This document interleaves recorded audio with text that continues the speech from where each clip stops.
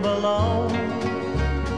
The Waco History Podcast is sponsored by Brotherwell Brewery on Historic Bridge Street in Waco. Cross the Brazos and Waco, ride hard and I'll make it by dawn. Cross the Brazos and Waco, I'm safe when I reach San Antonio. Well, welcome back to the Waco History Podcast. One of the fun things about having done 40 episodes now is we get to have back former guest, and one of my favorite is Dr. Kenna Archer, and we had her back a while ago for an episode where we talked about her Unruly Waters book, where she did research on the Brazos River, and that's a great episode if you want to check that out. But before that, if we go back before that and we dig into Kenna's past, she did research on Cameron Park, and this episode is part 2 of a series of podcast episodes on the history of Cameron Park. And so we've got one more coming, and Mark Furman was the first one. So if you're listening to this, go back and listen to Mark, and then come listen to Kenna here. But Kenna's research that she did way back, how long ago was it, Kenna? Oh, I'm dating myself here, but it was 2005 to 2007. Okay, 2005 to 2007, Kenna did research on flora in Cameron Park. And so she's here to kind of help us with that sort of history. And so first off, I appreciate you joining us again and revisiting this research. She's got other books coming out on Texas environmental history. She has a book coming out on air conditioning in Texas. And so there's a lot of research she's been working on, but she's revisiting this older research for us. But as we think about Cameron Park, Kenna, and that research that you did, perhaps you could start a little bit of maybe a historical overview, maybe some of the early chapters of that work, and kind of set the stage for us if we want to think about the natural landscape of the park and some things folks should know.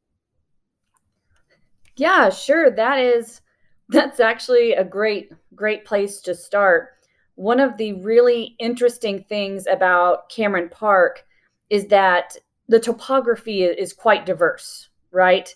Anybody who has ever seen the park, even if they know nothing about geology and geography, can appreciate how different Cameron Park is on the west bank of the Brazos River compared to what's sometimes called East Brazos Park, or just Brazos Park on the east bank of the river. They're completely, totally different. It's a relatively small space, although a fairly large urban park, but you have these limestone cliffs, this alluvial floodplains. You've got these little insular meadows, these deep ravines and sloping hills. And what you're going to see is there is a great diversity in the types of plant species, grassy species, wildflowers that you're going to find within the park. It's been true historically, and it's still true today, right? It makes sense. You're going to have different plants that flourish in different parts of the park because of the topography, the soils, the available sunlight, proximity to water. And so if you start there with this idea that you're going to have different trees in different parts of the park, the next really, really fascinating thing about Cameron Park is that you mostly have the same like tree species and shrubby species today that you had 150 years ago. It's not so much that the type of tree species have changed, for example, but the composition is radically different in some places because of largely human-induced pressures. For example, the growth of Waco right next door, or the introduction of roads, or say the construction of a giant dam 4.6 miles upstream on the Bosque River. And so that's really interesting to me. Back, in the day, 2005, 2006, 2007, when I was conducting my field work in Cameron Park, I cored trees. I did this type of mapping where I would go in and find fence lines and former homestead sites and basically evidence of human presence, where I would do vegetative plot studies to identify species. And it was always very surprising to me to see evidence that then later I confirmed in historic sources that showed both how radically the composition had changed and just how much similarity you could still have in the types of species, except, for example, those exotics, which deserve a whole little section to themselves. So if you're wanting to know, we're going to get to those. Trees, oh, yeah. Yeah, that would be great. Yeah. Okay, so in terms of the earliest sources, there's always a little bit of uncertainty about names when you're looking at historic sources. Like, is that really a post oak, or is that a different type of oak species? So sometimes when you're getting down to the nitty gritty of naming, you sometimes have to take historic sources with a grain of salt. But we do have a lot of surveys, a lot of vegetative studies that give us a pretty good idea of the different plant species you're going to find. You might talk about it as like a vegetative census. We have a pretty good vegetative census of the park. And so, for example, historically speaking, if you're thinking like, 1849, right, and the establishment of Waco Village, or the years right before or after that, up on the ridge tops where you have that sort of weathered Austin chalk limestone, it's not super thick soil, it's not super deep, it's not ideal for all farming purposes. And up on those ridge tops, you're going to have a lot of eastern red cedar.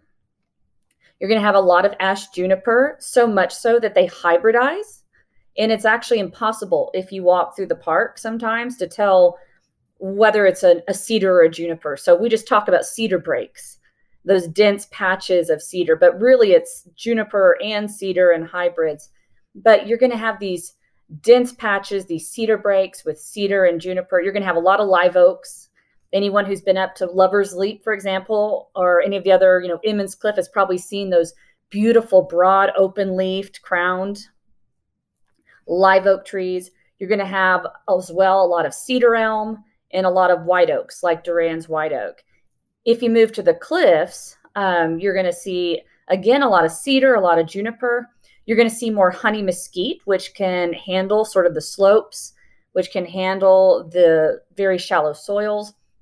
And then if you move into the stream valleys and what they call the alluvial floodplains, right, where what once were small periodic floods would deposit those fertile soils, you're going to get totally different species because you have totally different soil matrices, right? Different soil types in different combinations and at different ratios. And so along the floodplains, historic sources actually pay a lot of attention to these trees because they're valuable for construction, right? And so you get a lot of references to pecan, to eastern cottonwood, black walnut, cherry, American elm, and all sorts of oaks, red oak, white oak as well. The stream valleys are a little bit more removed off the river, right? But in the stream valleys, you're going to have a lot of the same species, but also you'll see some ash, some sugar hackberry, and some elm as well. And so these same species, you can find them in the park today. And you could have found them in the park in the 1910, 1920 era when those lands are being donated for park purposes. And you certainly could have found them in the earliest days of settlement. Again, when they're first starting to put pressure on that area in terms of logging, grazing, and settlement, summer homes, for example. Yeah, one thing that comes to mind as you mentioned that, should we think of the areas of the less desirable sort of trees as the most undisturbed, or there was less human activity in those areas because those trees didn't have a commercial value? That is such an interesting question. And in some ways, it's actually the exact opposite. It depends on how you define desirable and disturbed, because this is a bit simplified, but in general, the park sort of operates on a gradient, and you have the deepest, wettest soils on the floodplain and the shallowest, rockiest soils on the cliff tops, right? And then the cliffs themselves. When you think about it in those terms, the most desirable land might be along those floodplains where you have great farming soils. Like if you think East Waco, right, was very early on, had farming on the east bank of the river. And you have, cherry and even more so walnut and pecan and oak that can be used for construction purposes. I mean, we know that they floated down cedar, right, from the park to be used in the suspension bridge. We know they went into the park and logged for, these early homes for construction purposes. The first church used cedar and oak out of the park in its construction. But what was so beneficial about those ridge tops is that they were great for grazing. They were absolutely ideal conditions for grazing. And so you actually saw a lot of disturbance. And I can't quantify it because there's not the right kind of sources to do that.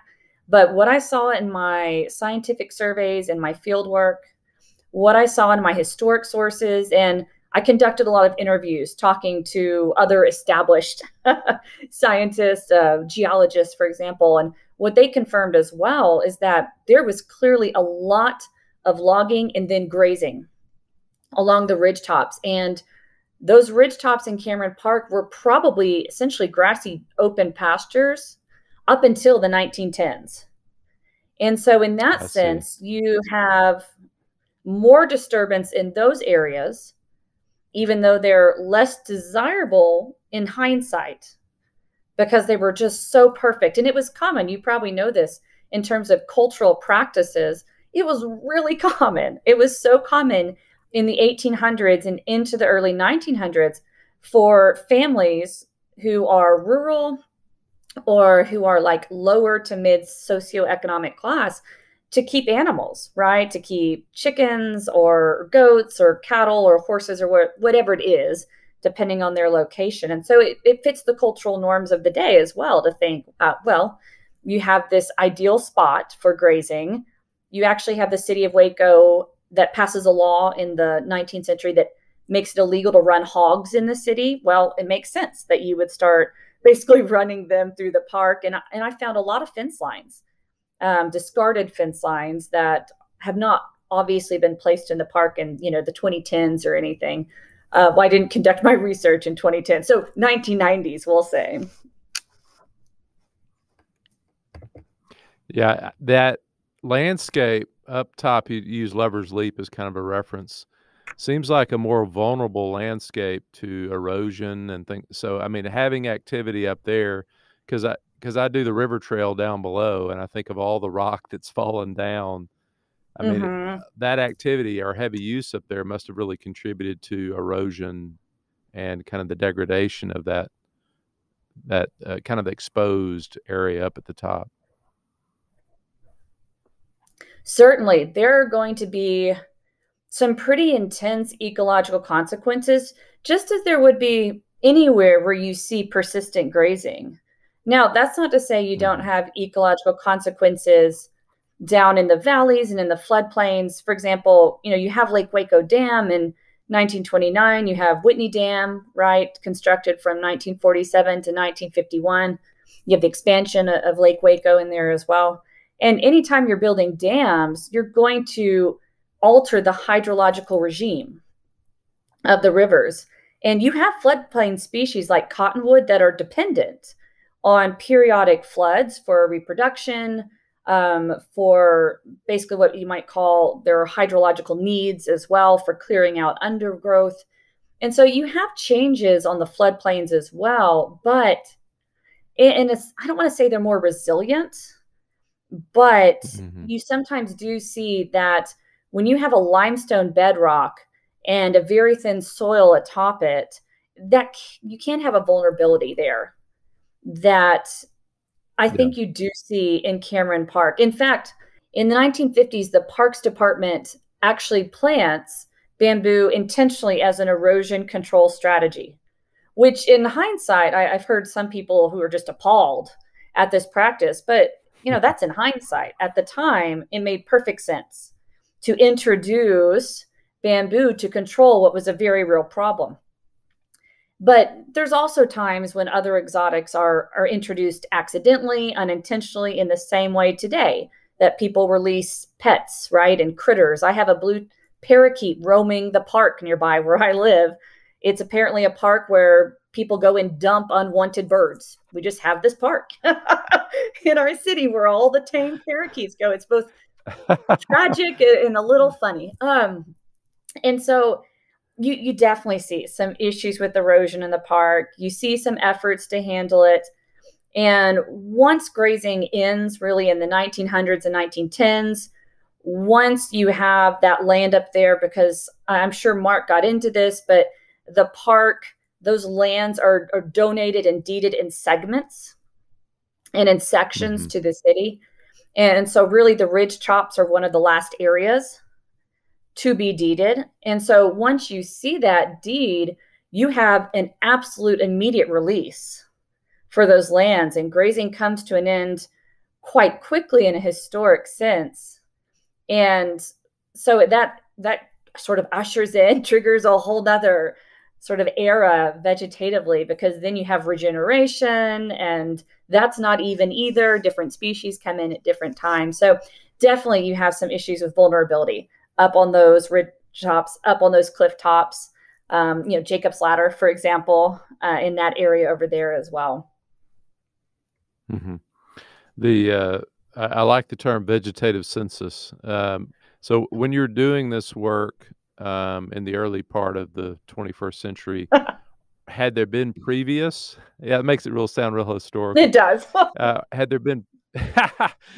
there been previous work? I mean, could you draw on? You talked about commercial sources and looking at kind of descriptions of what's in the park, but what are you drawing on as far as historic information of what was there at a certain point in time?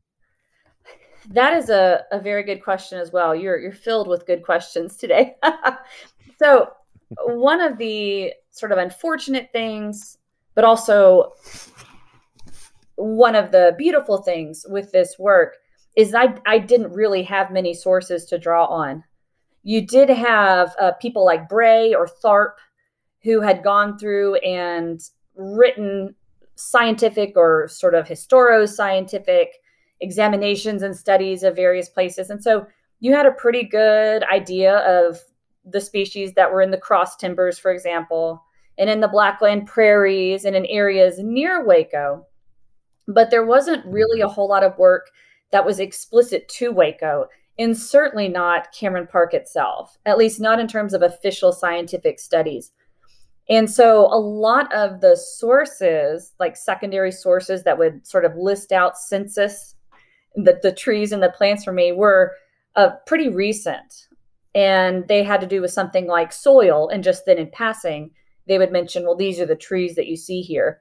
And so I got a lot of my information from, for example, the letters, the diaries, the travel memoirs, the newspaper articles about, oh, look at the church we just built, that date back to sort of the founding of Waco itself. Now, there is one period where there is an abundance of information, and that's 1910, because you have the park's dedication, right, on May 27th, 1910. That's a gala affair. I mean, Waco's citizens, almost the whole city showed up, right, and they're in their finest, and businesses closed, and the mayor, what's his name, H.D. Mistrot, gives a speech at Proctor Springs, and there's hundreds of photographs that are taken quite literally. And you have dozens of articles and editorials and people writing letters and keeping scrapbooks. And so that's actually a huge, huge source of information about the park's flora and fauna. And it's unusual to see such specific information about this point, because initially settlement sort of ignores Cameron Park because it's not ideal for settlement, right? It's too rocky. So they move further away, closer to today, where you have the spring and the suspension bridge, or they move to the East Bank where you have that great farmland. But 1910, we know that there were, oaks and hackberry and walnut and pecan and elms, and we know wildflowers by name in some cases, which implies open fields if you're going to have that sort of packed density of wildflowers as well. So 1910 is the one moment where we we really don't have a dearth so much of sources. Yeah, and going forward, that's going to be true because the centennial, I mean, your work is around the centennial, and the centennial, there's so much work done, including Mark's work and things like that. So I don't know that we've learned to get consistent information on what necessarily is in the park. I'm interested from your view as an environmental historian, once you call an area a park, what does that mean? I mean, culturally, what does that bring with it to designate this a park? Because I have an idea about that, but I'm interested. I mean, how does it change the responsibility, you think, of the people to the landscape now that it's called a park? Oh, this is such an amazing question. And I'm so fearful I'm going to slip into too much theory and jargon. So stop me if I get too Well, don't do that. If I get too teachery, No one listening wants that. Yeah. Yeah, no one listening wants that. So restrain it. Yes, stop me if I think I'm talking to teachery. you.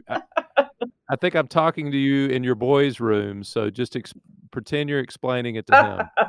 I don't know. My children are little nerds.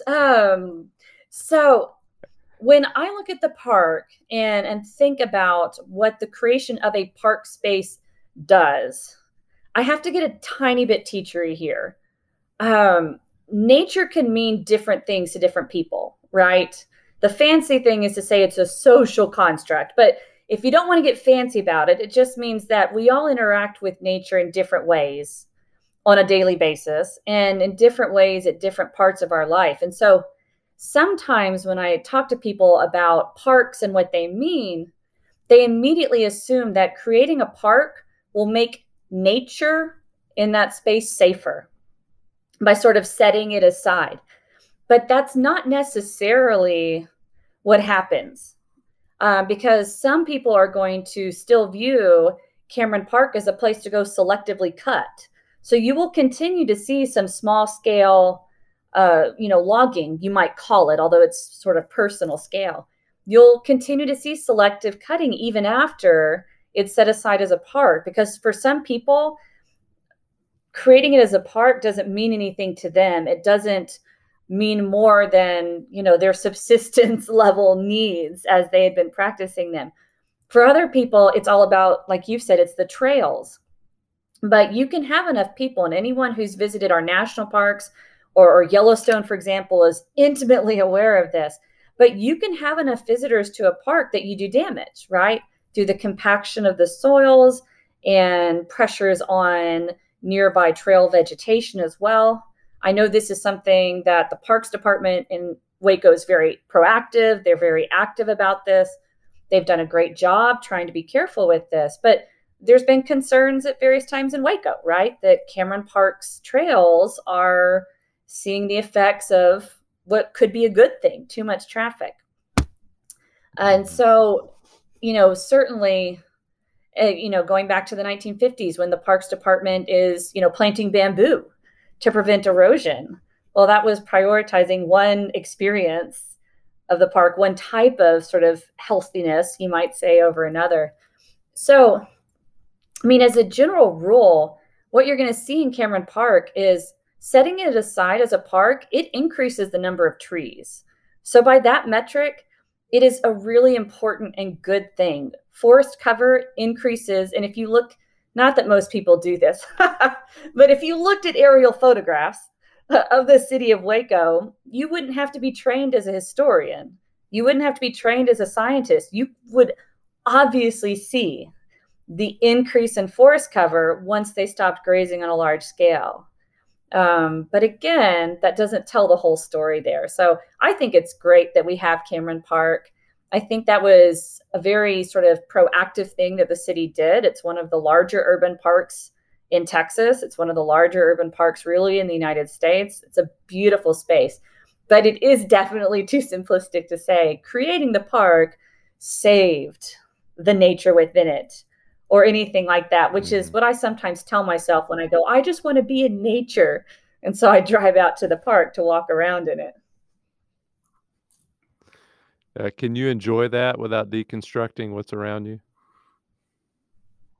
I can, because I am really good at cognitive dissonance.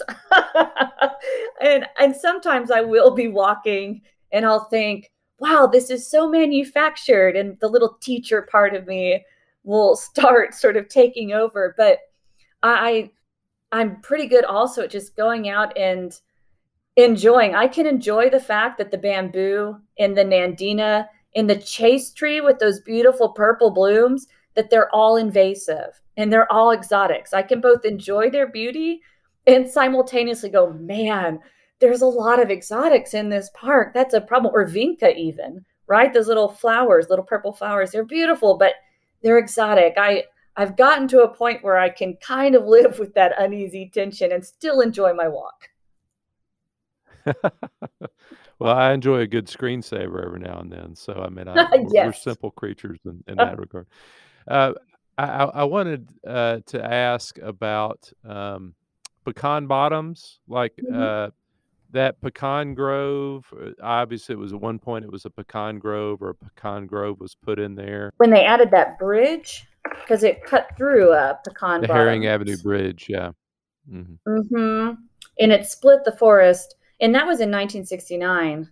But extending that Herring Avenue Bridge, right, split the forest along the pecan bottoms.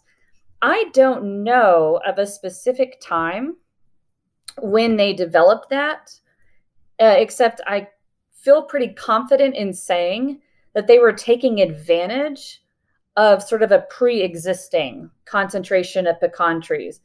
Because if you've walked the trails, there are a lot of pecan trees right along the bottoms. It's a common floodplain species, although ironically we have pecan trees out in West Texas too, right? Although they're introduced. But they're on the rivers. That's the only place you find them. And so pecan trees, they're a common sort of floodplain species. We know that they were there in abundance because, obviously people would go out and shake down the trees, basically. Eat the pecans, supplement, whatever their diet happened to be. And so if you have a bunch of those pecans anyway, maybe there was enough there that there was sort of this local pecan grove already. We know that there was a cedar grove, for example, that the Waco Indians purportedly upheld as sacred and used the trees in their tent poles, their centered tent poles.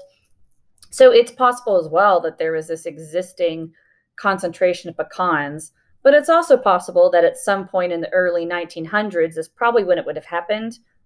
It's also possible that they managed it because parks, again, that whole social construct thing that the teacher in me wants to talk about, parks are managed, right? I mean, they may be managed to different ends and with more or less input, but they are managed. So the question really is, how much managing did they have to do to turn this into pecan bottoms? And I have no idea. Yeah. Yeah.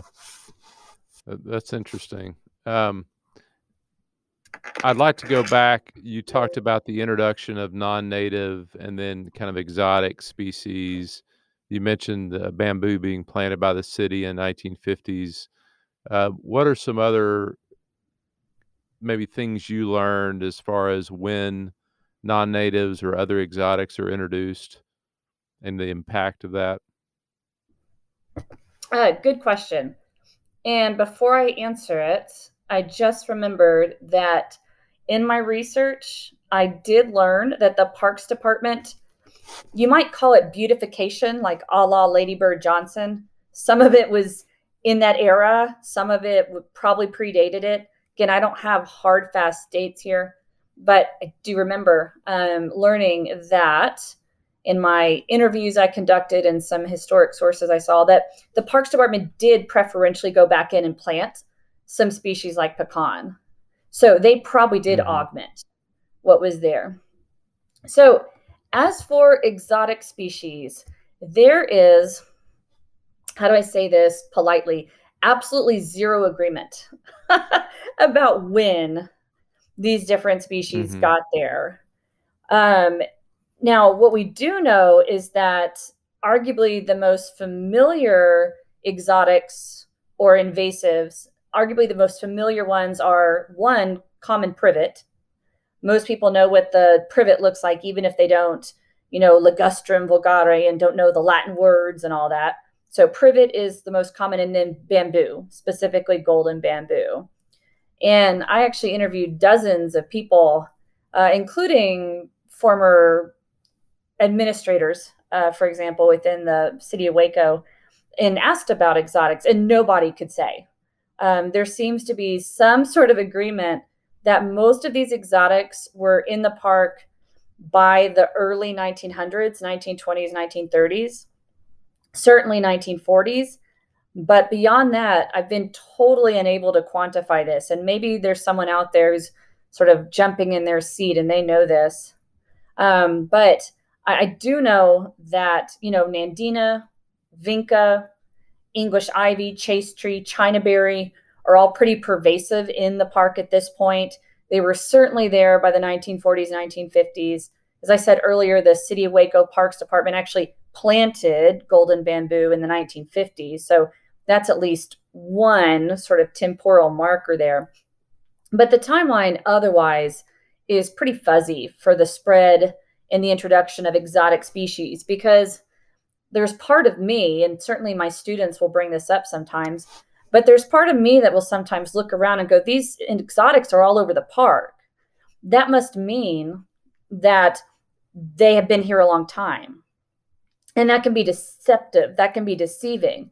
Just because golden bamboo is all over the park doesn't inherently mean it's been there for, 150 years rather than 75 years. Because I mentioned earlier that, you've built dams. That's going to alter hydrological patterns. You're going to have erosion, as you mentioned earlier. You've had both natural changes, because not all change is brought on by humans, right? You've had natural changes. You've had man-made changes, anthropogenic changes. That the Waco Indians used to practice burns, right? In addition to grazing, that's going to change soil makeup as well. And so it's easy to look around and say, well, there's a lot of chinaberries. They must have been here a long time. But these exotics are so hard to control precisely because they do thrive in the climatic conditions, in the ecological conditions. And so that makes dating it really hard. They're unfamiliar, so people don't know the names. That makes dating it really hard as well. Yeah, and we may want to, through historical snobbery, maybe criticize these non-native species, but I always think of the tagline for Cameron Park: "For the pleasure of the people." Just the idea of emulating an English garden, or the idea of just bringing in things they enjoy, not the consideration of trying to keep it a native landscape. Yeah, I think there's a lot of validity to that. I think snob is a good word. The snob in me sometimes looks at, a place like Cameron Park or even my own backyard, honestly, and just thinks, I want to uproot all these exotics and I'm only going to put in the native species I know are going to thrive. And that's just impractical, for one thing. I don't know if you've ever tried to uproot English ivy, but that's not going anywhere. And so it's impractical. But there's also, as you said, something to be said for this. Maybe it's a new and it's a hybridized and it's a not totally native beauty, but there is something to be said for, the beauty of stumbling into a meadow in Cameron Park. And I did this frequently on accident when I would go off trail just enough, not purposefully, but go off just enough that I ended up on the wrong trail and didn't precisely end up where I meant to go. And I would stumble on these meadows that were just solid vinca, and it was beautiful. Or you would stumble onto one of these trails and it would be, the ivy with the chaste tree and then the chinaberry with the red, and it was beautiful. And so I think there is something to be gained there, that even if it's not, these native species alone, that there's still value in the landscape. It's not perverted, right? It's not lost. It's not valueless because it's not, quote, purely native. Yeah, I've interviewed people about the park and oral history, and I can imagine if we restored it just to native species, if we could even do that, people reminiscing about missing the bamboo, the historic bamboo in Cameron Park of their youth. I because that's become part of what the park is. I mean, part of the makeup of the park. Oh, absolutely. When I was interviewing for my oral history portion of my work a few years ago, we'll say, but in the early 21st century, I frequently had informants, these interview subjects, these interviewees who couldn't precisely say when they first remembered seeing these exotics. They really couldn't even name all of them, but they had these clear, powerful memories of riding their horses through the park, through these meadows, and they remembered the ivy and they remembered the vinca, and these non-native species were intimately tied up into these very positive, like childhood memories. And then there's also places in the ridgetop in particular where the canopy, like the big trees, not the understory, where the canopy is like predominantly privet. And so if you were to replace that with a native species, I mean, you might still have these, canopies of trees, and maybe it might be more ideal ecologically, but it would look totally different. It would not look visually, because I don't know if you know this, but an oak and a privet don't look the same. They would not look the way that people envision Cameron Park. And whether we like it or not, whether we want to say it's right or not, there is something powerful in our perceptions and something powerful in the way we've defined a natural space.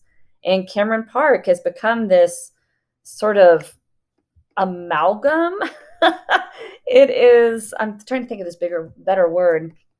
But the composition, now let me think of a better word here. I don't have a better word. It's just this amalgam. It's this nice soup of all these. It's a mosaic. Yeah. These, there you go. That's a nice it's word. a mosaic. That's better than soup. It's a mosaic of these different species, native and non-native, exotic and invasive. And even that's not clearly defined. When you say it exotic or invasive, what do you mean? Do you mean it's something introduced from overseas in an entirely different continent? Or do you mean it's something that's been introduced from like a couple of regional zones over, like it's native to the southeastern United States? Because you have both of that going on in the park as well. And sort of even just drawing the line about, okay, which exotics are bad and which are, worse would be difficult. So there's a value, even if it's not ecologically ideal, quote, there's a value in that mosaic of plants that we now have in this space. Because there's a lot of cities. I grew up in Houston. I did not get to go visit. They have some parks, but they tend to be more open parks. And there's something to be said about a park that tries to retain the understory with the tree cover, with the canopies on all these different topographies. It's like someone took Texas, took out the semi-arid sections, and just like threw the rest into this little blender and came out with this park that we know as Cameron Park.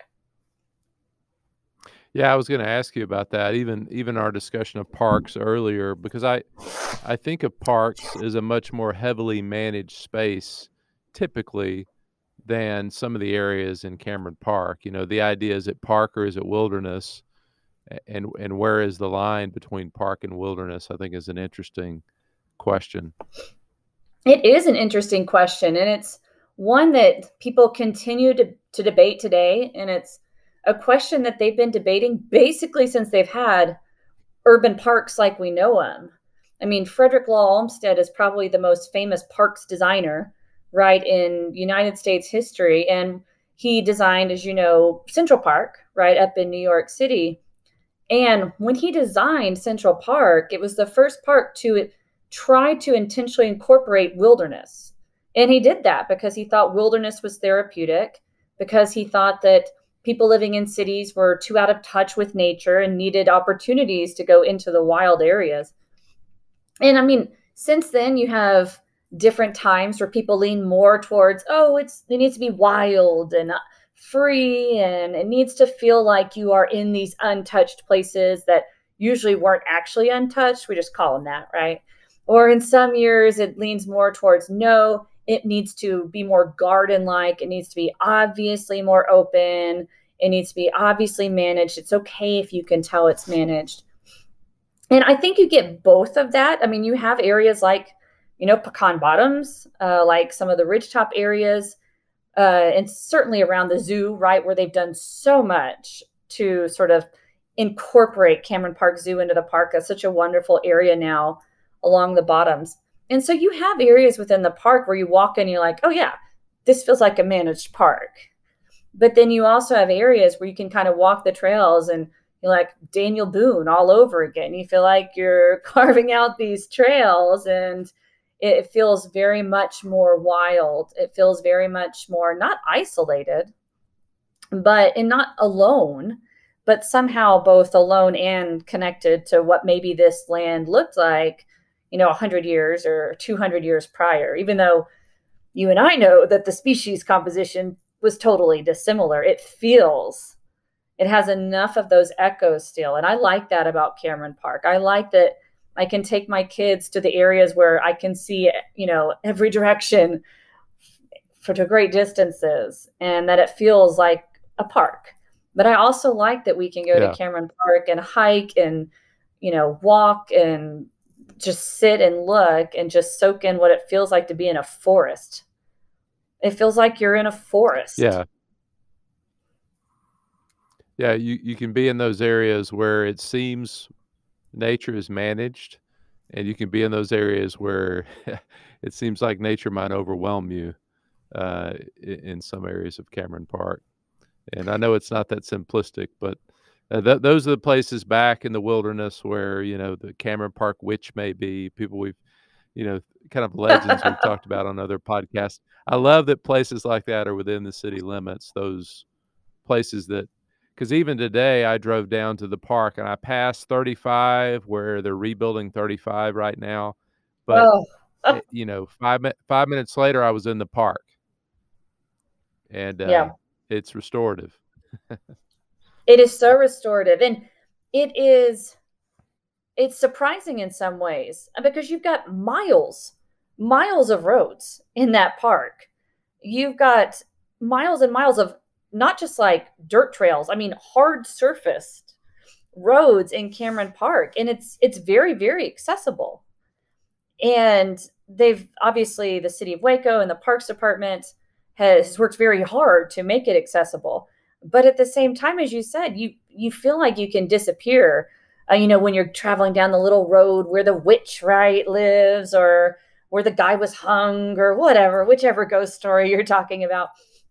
And where you have this very old sensation, in a sense, as well. And it's interesting that you can find all of that in a park that's really pretty developed in a lot of ways, and that's been historically managed and really has undergone a lot of anthropogenic pressure. Even just being in close proximity to the city, it's amazing they didn't log this park completely and clear cut it. That's really pretty fortunate, because that's a common story, and we know they logged. William Cameron, right, got a sort of family name, family money from logging. So, in some ways, we're just fortunate to have a park that they didn't have to go out there and plant tree for tree as some part of rebuilding, rebeautifying, regenerating process. Our trees there in the understory as well, you have uneven age stands. And that's pretty amazing, because a lot of parks like this, even if they've tried to capture that sort of more forest-like feel, that more wild feel, you can, if you know what to look for, you can sometimes see it in the sameness of age and in the sameness of species. And that is just not the case in Cameron Park. You've had, the fancy way to talk about it is differential, but you've had differential regrowth, and you've had, differential regeneration and delayed growth that make it feel authentic. Might not be the right word, but it's been managed and it's grown up in what feels like a pretty, quote, natural there's that word again, right? But natural and sort of authentic way. You put it in quotes, though. It's fine. I did. Yeah. I have air quotes. You just can't see them. You said you did tree ring studies when you were doing your study. I'm interested if we know where some of the older stands of trees are in the park. Do you remember, perhaps? Yeah, that is a great question. There is no one area really where I found that, okay, this is the stand that has the oldest trees. But I can tell you most of the oldest trees in the park appeared to be live oak. And some of the oldest trees are on the ridge tops. And that's surprising because there's so much grazing. But again, if you've been up to those ridge tops or Emmons Cliff or Lover's Leap or whatever, and you've seen those beautiful, big, open crowned, broadleaf trees. And when you say open crown, you just mean basically that they were able to grow up without a lot of other trees nearby.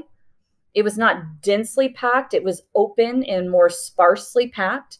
And so they have these low-lying branches that in some cases are like perpendicular to the ground, right? They're horizontal. So it's an open crown rather than the type of trees that go straight up shooting for light. And you can find those open crown live oaks all throughout the park. And those are usually the oldest trees because a lot of times I couldn't even core them all the way because my equipment wasn't long enough to get to the center. Live oaks are so slow growing in this area. And so it wasn't unusual, though, for me to get up to 120, 150 years, and I wasn't even to the center of the tree. And I mean, I might be off by a couple years. Dating the tree rings, counting the tree rings is a little bit of an imprecise science with the dendrochronology, right, as they call it. But those big open crowned live oaks that you see on the ridge tops and that you sometimes stumble upon accidentally on the stream valleys or down on the floodplains or something like that on the cliff tops, those are the oldest. And they're peppered throughout the park because you had so much grazing throughout the park. It was really only the floodplains and the stream valleys that didn't see persistent grazing, at least as far as I'm aware. Mm-hmm. So there's some in the park that are older than Waco, based on that dating that you have. That is entirely possible. There are definitely a bunch of trees that are older than the park itself. Now, there are some species that grow super quick, like cedar elm. And so you'll sometimes stumble on, and cedar elm are those trees that have the little leaves with the little curvatures essentially on the edge. And they're maybe the size of your thumb and they fall like golden confetti in the fall. You've seen cedar elm. And they are very quick growing. And so you might see a cedar elm that looks as large as the live oaks, which have the little green waxy looking trees. Live oaks are actually, they don't lose their leaves in the same way that like an oak does. The cedar elm might be the same size as the live oak and be half the age because it grows so quickly. But yeah, you'll see there's probably some pecans and cottonwoods in the floodplains that predate the park as well, because there's some very big trees down there. But certainly there's some trees, I know without a doubt, there are trees that are older than the park. And I feel pretty confident that there are some live oaks that they may have just been saplings, but that they were there when the city is sort of just being laid out, just getting started, just sort of expanding into that area. Another question, this is getting in a little bit to your river research as well, but when you take away periodic flooding, which we've talked about on the podcast before, how often you would have flooding in that alluvial plain, how does it begin to kind of shape and change that landscape down near the river? Yeah, that is a really, really good question, because what you're going to see is that I mentioned earlier that sort of the like hydrological regime. I mean, that just means like how often it floods, right? It can affect the water table as well. Once you start building dams, it means you're going to have far fewer floods, right? because without Lake Waco Dam, without Whitney Dam, the Brazos River in this area, it flooded almost yearly. These were very small scale floods, and they were actually very important floods because they would redeposit these really rich alluvial soils onto the floodplains. Now, you don't have too much of a floodplain in Cameron Park, right? It's pretty narrow before it bumps up against those cliffs. But that's still important for those floodplain species there, like cottonwood and pecan, because these small floods would help deposit these really rich soils that you're not really going to find in abundance in that area otherwise. It could help disperse seeds. It could help clear out undergrowth. And so these small floods are really important. Now, Lake Waco Dam's 1929, and that doesn't actually prevent the area from flooding. It just means that you have fewer floods. But when you have them, they tend to be on a much worse scale because it means you've breached the dam, or the dam has failed, or you've had to have a release. So, I mean, Lake Waco's 1929, the worst flood on record in Waco is 1936, right? And I don't think that's been topped to this day. You have some other pretty bad floods since then, but to my knowledge, 36 was the worst. And in that flood, it entirely covered east and west banks with 10, 15 feet of water. It goes up to the cliff tops. And I mean, that's catastrophic. You're going to lose some trees, right, with that kind of flooding. And so, yeah, when you alter the frequency of floods, you're going to alter the severity of floods, and you're going to alter some things that you don't necessarily intend to change. I think it was John Muir that essentially said, when you pluck something out of the universe, you figure out that everything else is kind of connected to it.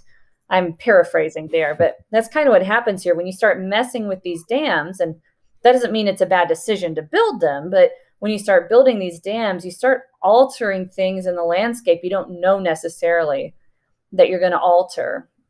And really, the East Bank in some ways suffers from, at least in an agricultural sense, from losing these yearly deposits of that rich alluvial soil. Interesting.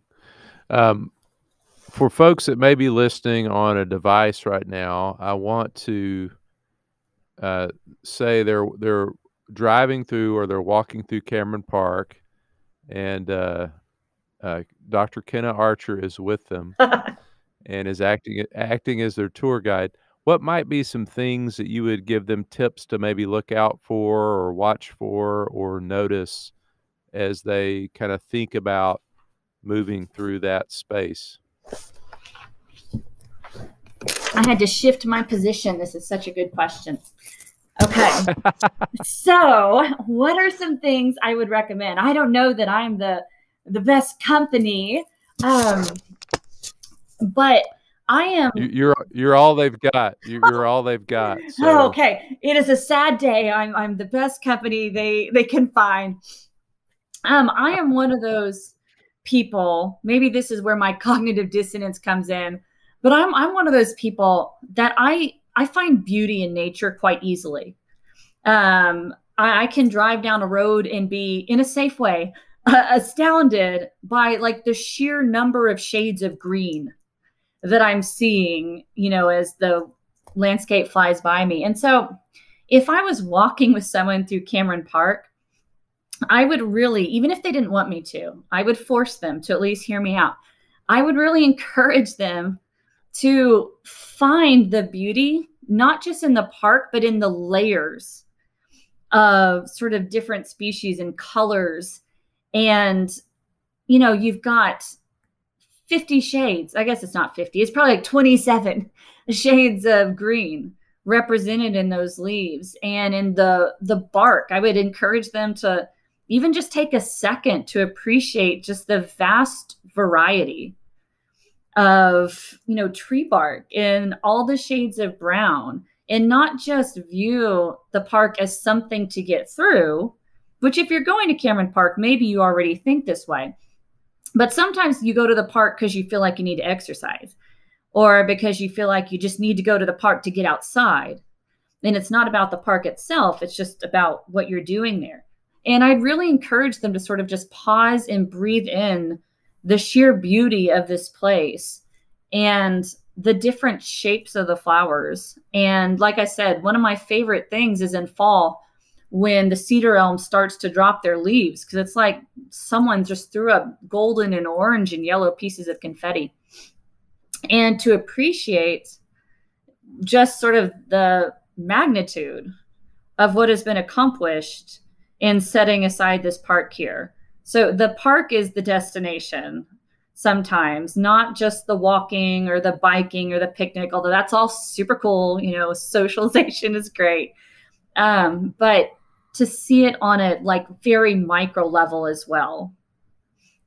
Just the beauty of the bottoms, the beauty of the cliff tops, whatever. Yeah. Yeah, that's great, because I think even I was asking the question wrong. I was asking about particular species, but what you're talking about there is what you're talking about. The pleasure of the park comes from really appreciating the ecosystem. You know, you could not see the forest because of the tree. You know, it's not about these individual species, but it's about all of them together. Okay, so I'm going to add an addendum to my answer. Once I was done hitting them upside the head, like with the beauty of the park, I would then very gracefully segue into answering the original question that you asked. And really, truly, it would probably still be this invitation to, oh, you need to look at how amazing this is. But I would honestly probably point out those open-crowned live oak trees, because they're buried throughout the park at large. And once you see them, it's sort of hard to unsee how much they don't fit in a sense, because the trees around them don't grow in that sort of half circle. That's sort of the shape to look for, a half circle, and the branches are basically running parallel to the ground. And they are massive trees. They're climbing trees in a sense, because they have those lower branches, as opposed to those, you know, like pine tree type things poking up to the sky, the toothpicks. And I would really encourage them to look for those live oak trees, both because I think it is so monumental to consider that grand tree in front of you predates probably your grandparents. There's just sort of something valuable to seeing the age in those trees. There's something incredibly beautiful about live oak just in general as a tree. And also because they're such a great reminder of the stories hidden in this park, of the ways that, you know, different people have used it for different uses at different times. It's just such a great reminder that nature is not static, that development of the city has not been static, and that the stories we build around the park have never, ever been static. And we can find all those little reminders if we are just looking. You can walk the trails and find the barbed wire just like I did. It's there next to the trails. You can climb established trails and find foundations that probably weren't homes, but might have been. We have pretty good anecdotal evidence that wealthy Wacoans summered in Cameron Park in the late 1800s. But really, some of these are probably like barns and smaller homesteads. And so live oaks to me are just a great symbol for how we can find these super cool stories buried inside what might otherwise just be dismissed as, that's a park, that's a forest, that's just some nature area. Yeah, I think you're calling us to look a little bit closer. Yeah, that's my tagline. Look a little closer. Well, as an homage to my previous host, who's not with me anymore, I always ask for spicy stories. Any spicy flora stories that came out in your research of Cameron Park?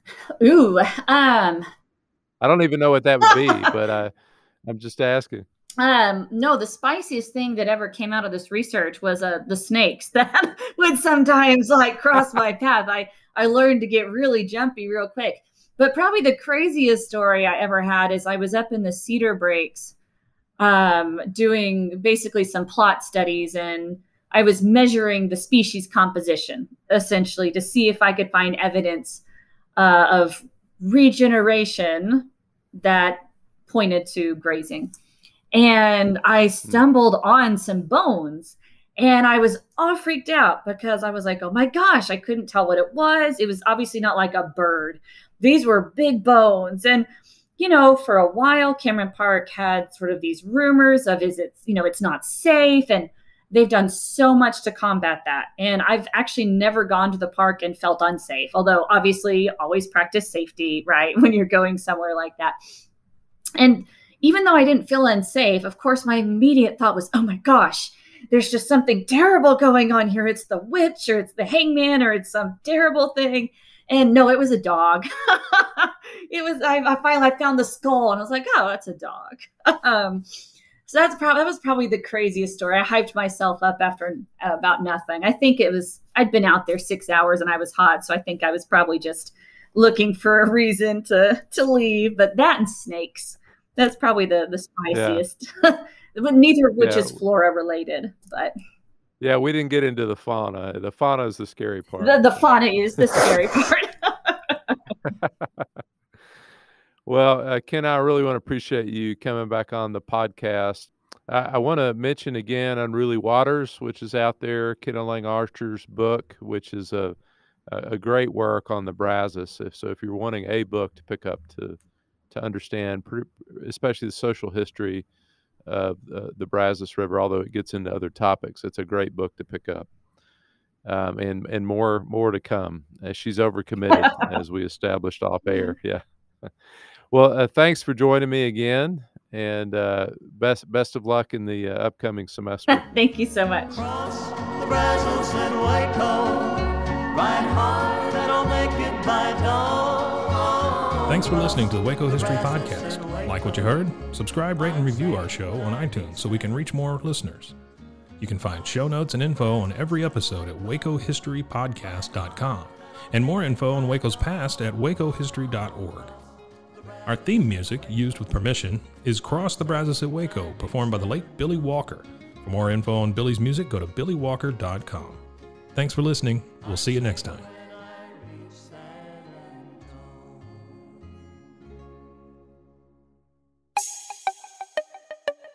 This has been a Rogue Media podcast.